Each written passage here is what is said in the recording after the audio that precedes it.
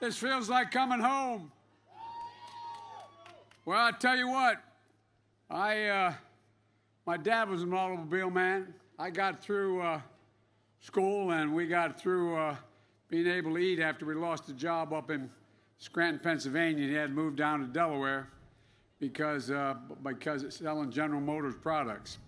And so I've known, and my state used to have the largest percentage of auto workers of any state in the nation because we had a small population and the largest General Motors and largest Chrysler plant outside of Michigan and Ohio. And I saw what happened when we got hit very hard. We've lost both those plants. Well, let me start off by saying, Mr. Mayor, thanks for the passport into your city. And Marcy, you've been a friend a long time. Thank you for your introduction. You know, there's no more fierce defender. There's no more fierce defender of the people she grew up with than Marcy.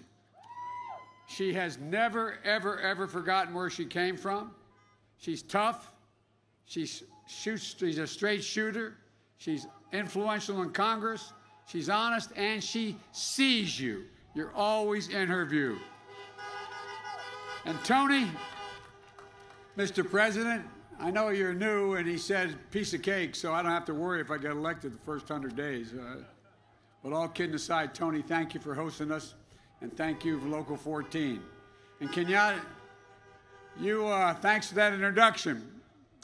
All you did for Barack and me when we were running, when we got elected, jumping in and being part of helping us govern, you remind me of something my dad said. He said, Joey, a job's about a lot more than a paycheck. It's about your dignity. It's about your place in the community. It's about respect. It's about being able to say to your kid and look him in the eye and say everything's going to be okay and mean it. That's what a job's about. A decent paying job like the UAW provides.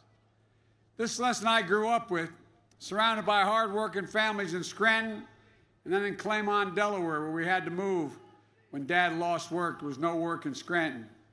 Just like here in Toledo. But the times are hard. Unemployment is way up due to the pandemic and the terrible way in which it's been handled. The economic outlook remains uncertain. Across Ohio and the country, folks are worried about making the next mortgage payment or the rent payment, whether or not they can purchase their prescription drugs or be able to put food on the table, literally. Worried about whether their kids' school will open and be able to stay open, and if they're not open, how they can go to work if they have a job and still take care of their kids. They see the people at the very top doing better than they ever have, while they're left to wonder, who's looking out for me? That's Donald Trump's presidency. 215,000 dead because of COVID.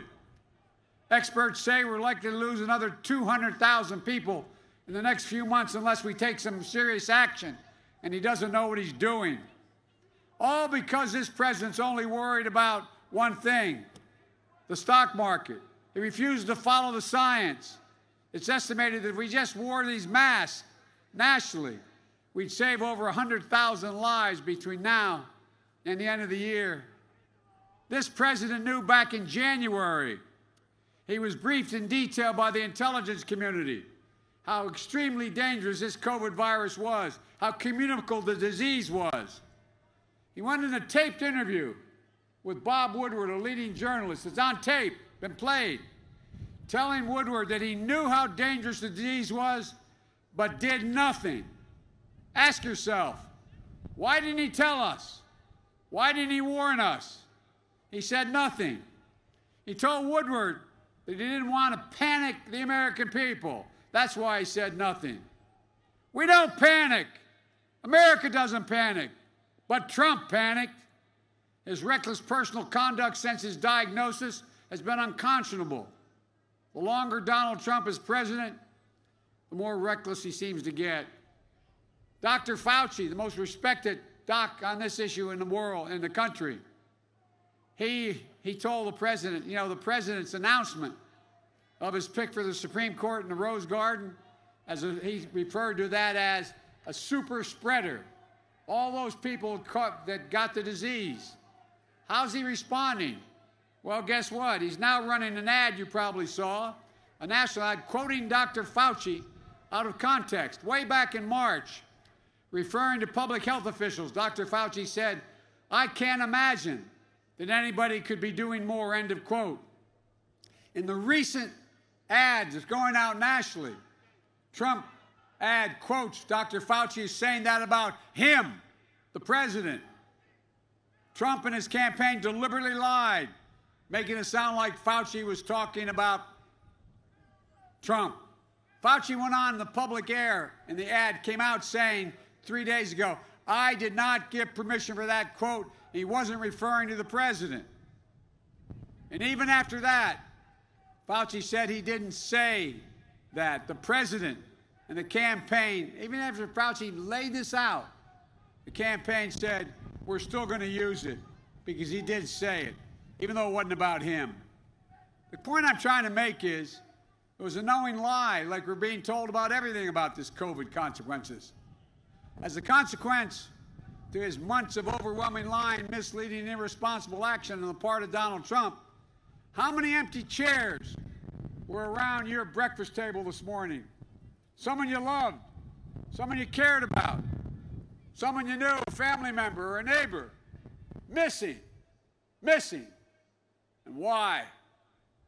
Because of negligence.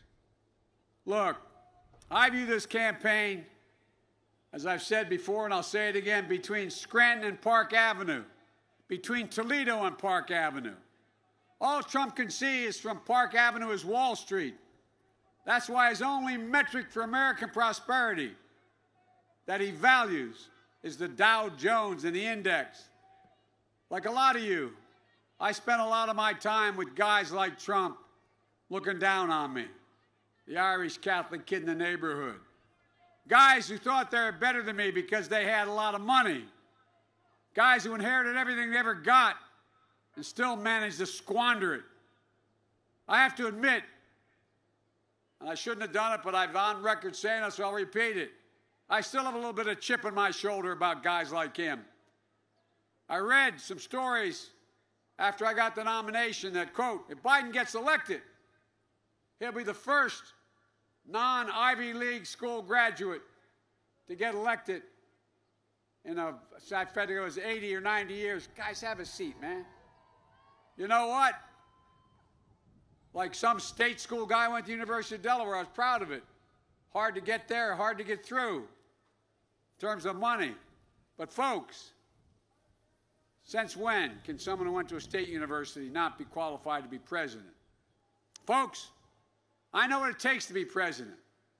I sat next to a man for 8 years watching and participating. My mom taught me that what you're probably taught by your parents too. Say, Joey, nobody is better than you, but everybody's your equal.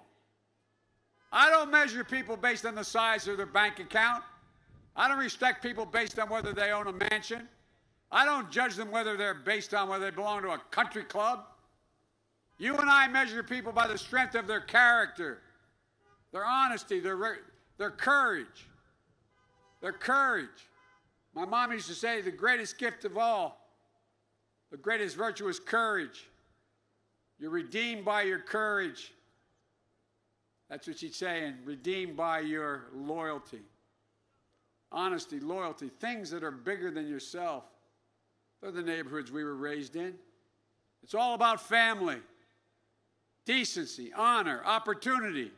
These are the values I learned growing up in Scranton, and my guess is you learned growing up in Toledo, wherever you grew up. The people I grew up with in Scranton didn't have any money in stocks. In our house growing up, every penny my dad made went to paying the bills, keeping the lights on, and food on the table. Every penny our friends in Scranton made went to paying the bills and taking care of their families as well. And we looked out for our neighbors. That's why I have a different measure by which I judge the health of America's economy. I see hard-working women and men who are just trying to earn an honest living and take care of their families, just want an even shot. They're not asking for anything, they're just asking for a fair shot.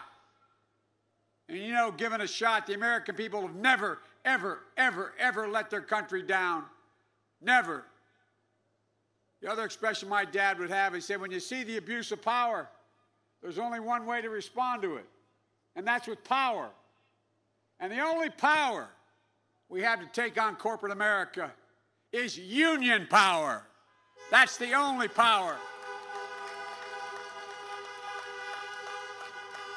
I just think back to 2008 when Barack and I were elected and we inherited the worst recession short of a depression in history. The President put me in charge of the Recovery Act, $800 billion was needed to save our economy from going into depression. We did it with less than 0.2% waste or fraud. We're able to see to it that Ohio and other states receive substantial assistance to address their economic pain and recover and rebuild, to make sure we kept teachers, firefighters, and cops, public nurses on the job. People are being laid off now because you don't have the local money to do it. So they didn't have to be fired because of lack of money. That was the federal government stepped up. And it started the longest sustained economic recovery in American history that this guy inherited and then squandered again. But you know what Mitch McConnell said recently about helping the states and cities? He said, quote, let them go bankrupt. Well, I heard that before. You heard it too. Republicans said the same thing about the automobile industry. Like I said, I come from an automobile state and an automobile man. The auto industry, supported 1 in 8 Ohioans, was on the brink. It was more than 10 years ago, but you remember it like it was yesterday. It was on the brink. But Barack and I bet on you and the American worker, and it paid off. I argued that the American worker was the finest auto worker in the world. Management screwed it up. You didn't. You didn't make the mistake. And by the way, it all got paid back, but guess who made the greatest sacrifices? Auto workers. You made the sacrifices to get it back. So it's over the many objections of many that we stepped in and rescued the automobile industry. General Motors and Chrysler, saving 1 million jobs. And then what happened when Donald Trump came to office? Remember what Trump said in 2017 in Lordstown? He said, don't move, quote, don't move, don't sell your house. Well, Lordstown shut down on Trump's watch. And after a decade in Cleveland, after the debate in Cleveland, I met with an elementary school teacher from Lordstown. Her husband was there as well, one of the workers who lost his job in Lordstown. He had to accept a transfer to a plant in Kentucky 8 hours away, one way, to maintain his health care and his pension. He drives 16 hours a weekend to see her and their 2 kids. But Donald Trump's betrayal doesn't stop there. He betrayed union workers at Goodyear when he called for a boycott of buying Goodyear tires because of a personal grudge. He passed a tax bill for the super wealthy and corporations that actually provided incentives for companies to move jobs overseas. Folks, manufacturing is the backbone of America. But we're in a manufacturing recession because of Donald Trump, even before the COVID virus hit. We're down 647,000 manufacturing jobs nationwide since the crisis started. And our balance of payments, meaning we're sending more overseas than coming to us, we're buying more overseas than we're selling, is higher than it's been in a long time. There's still 10,900 lost auto worker manufacturing jobs in Ohio have not come back. The Trump presidency will be the first presidency since Herbert Hoover over 90 years ago, first president in modern history, to leave office with fewer jobs than he had when he came to office. Donald Trump's only plan is more tax cuts for the wealthy. Most of you, if you still have a job, paid more than he paid last year in taxes. $750? Come on. The system's rigged. We're going to change it. $30 billion, a new proposal, just for the gains of the 100 richest billionaires in America. $30 billion. Hear me? They made $30 billion alone in this year, while the rest of the people are getting killed.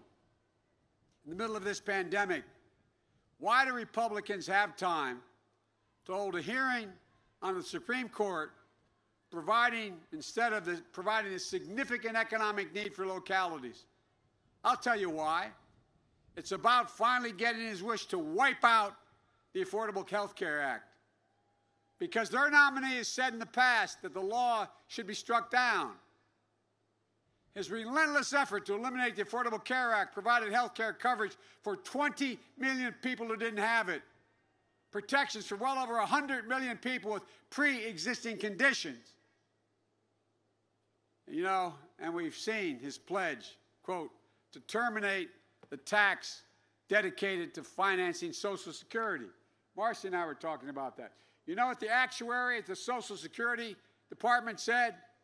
If it goes through, this tax he's talking about cut for the Social Security, it will actually bankrupt Social Security by the middle of 2023.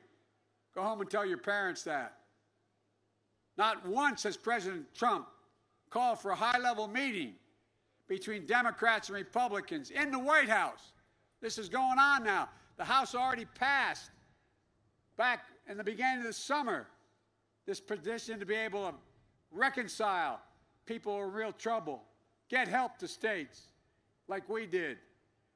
He hadn't once called a meeting between Democrats and Republicans to deliver the new COVID relief package for working families and small businesses that are going bankrupt.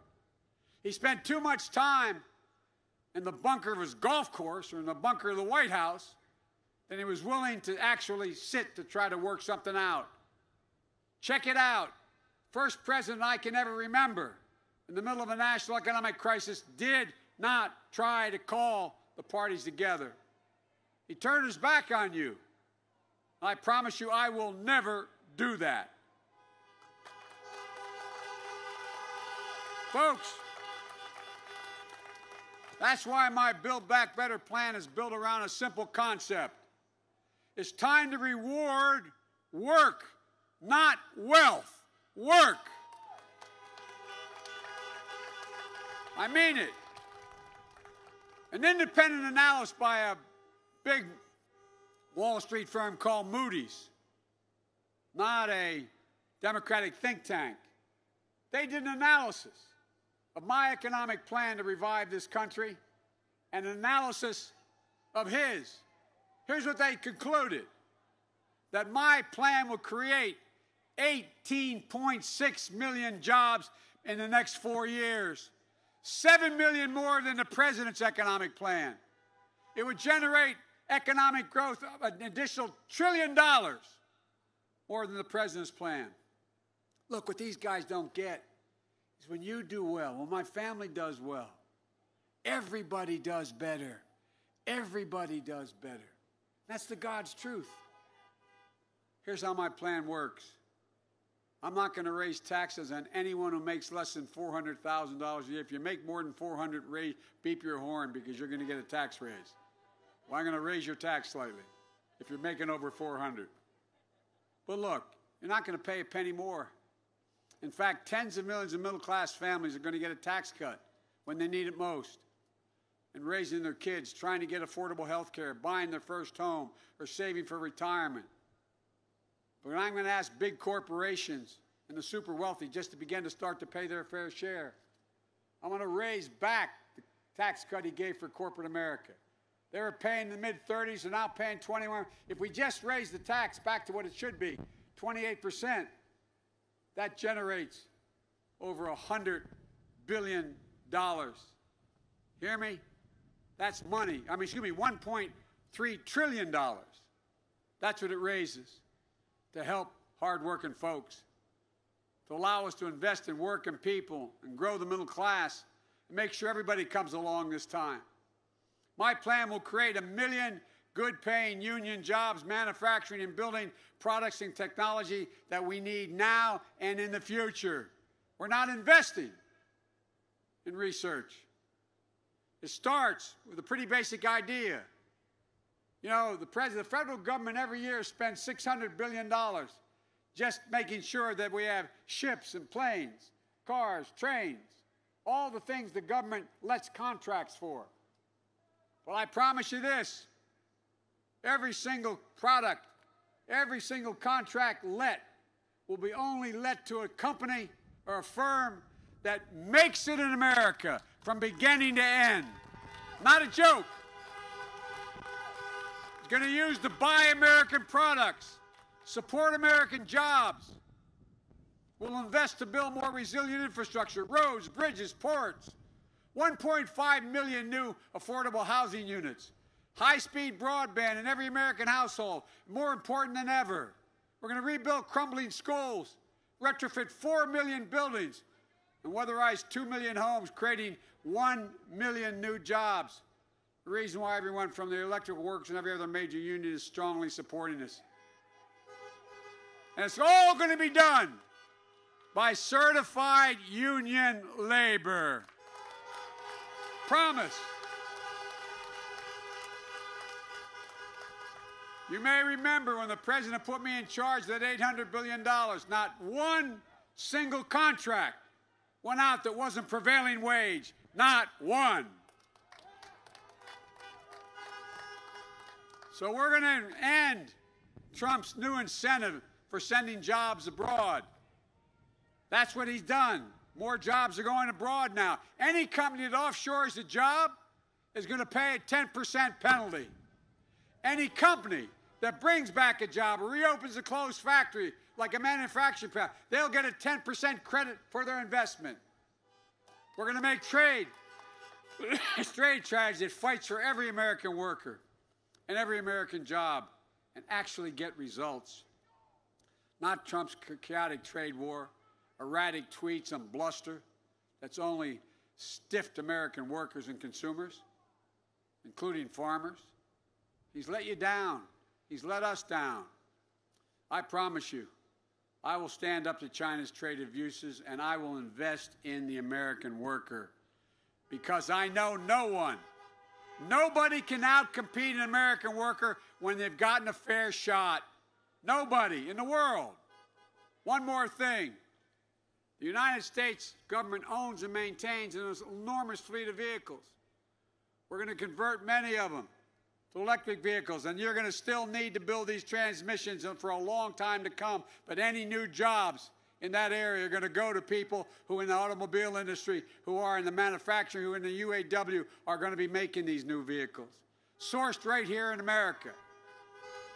The government will provide and demand support to retool factories that are struggling to compete. The U.S. auto industry will step up. I'll expand capacity so the United States, not China, leads the world in modern new technology. We're going to make it easier for American consumers to move to the vehicles of the future by building a network of 500,000 charging stations across the country. We're offering consumers rebates to swap older, fuel-efficient cars. We're going to move in a direction that technology is taking us and making sure the UAW leads the way in how we do it. Together, this will mean 1 million good new jobs in the auto industry. Folks, it's an example of how we can do anything. I'm more optimistic about what we have a chance to do in the next 4 to 6 years, 8 years, than anything, any time in my whole career. The blinders have been taken off the American people. They've seen what the combination of the pandemic, the economic crisis, the racial inequality we're facing, and what's going on internationally. And they're ready to step up. They know we have to change. Nothing is beyond the capacity of the United States of America. And I mean that. Think about it. We're the only country in the world that's come out of every crisis stronger than we went in because of who we are. As I've said to other world leaders, never underestimate the American people. There's no quit in America. There's none. In America, we can do anything that we need to do if we can do it together. Nothing can stop us. You know, we have to come together. That's why I'm running. I'm running as a proud Democrat for the Senate. When I ran as a proud Democrat for Vice President. And I'm running as a proud Democrat for President. But I promise you this, I will govern as an American president. I'll govern for everyone who voted for me as well as against me. We can be better than what we've seen. We can be what we are at our best, the United States of America. So vote, vote. Visit iwill.com/Ohio. God bless you. God bless the auto workers. God protect. Thank you. Which way am I going?